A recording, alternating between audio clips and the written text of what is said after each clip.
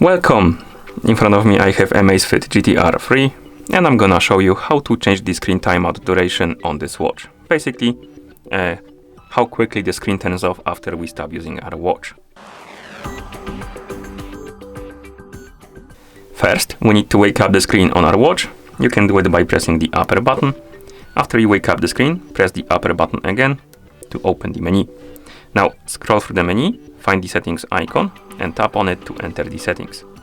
In settings, find the option called display and tap on it. Now scroll down, find the option called screen on duration and select it. And here we have the list of durations, as you can see. Now find the duration you would like to use on your watch. For example, 15 seconds, tap on the check mark and then you can press the upper button to go back to watch face.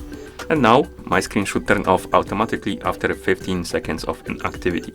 So let's wait a couple more seconds. Like this. And that's how you change the screen timeout duration on this watch. Thank you for watching. If you found this video helpful, please consider subscribing to our channel and leaving the like on the video.